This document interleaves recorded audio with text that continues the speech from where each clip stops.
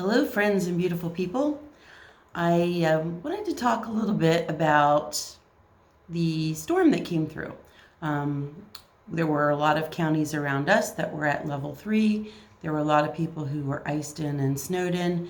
So I wanted to ask you, how prepared were you?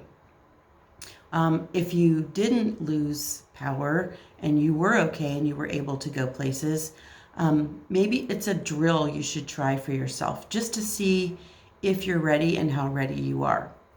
We had a lot of people who lost power. Are you in a position where you can go about your normal day to day with no power? Simple little things. Can you get up in the morning? Can you make your coffee? Do you have a source of heat? If your furnace is an electric furnace or uses an electric fan, how are you going to run that fan if you lose power for extended periods of time? We had people who were out anywhere from 12 to 36 hours without power. And in our state, I think, just in our little region, there were 50,000 people without power. So if that happens to you, how are you going to do the things?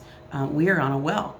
So without a well pump, the only water that we have is what is in our pressure tank and what is in our hot water tank that's already there, or that 1 gallon that's good for one flush in the toilets.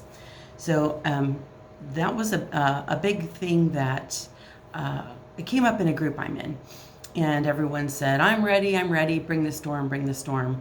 And then the storm hit, and they're on Facebook saying, my phone's dying, I don't have any power, what am I going to do? The kids can't watch TV, they have nothing to do. So how ready are you for that?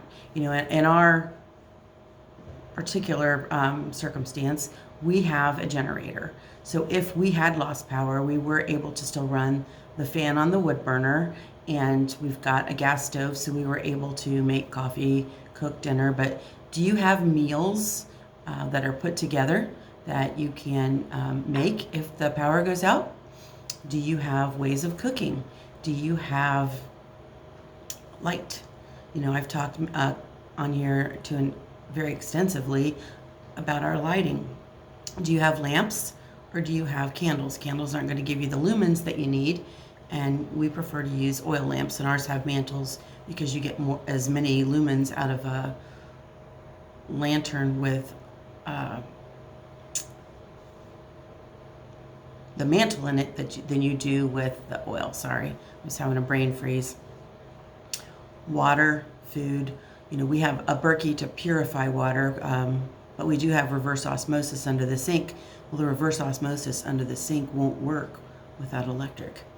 So do you have a plan for that?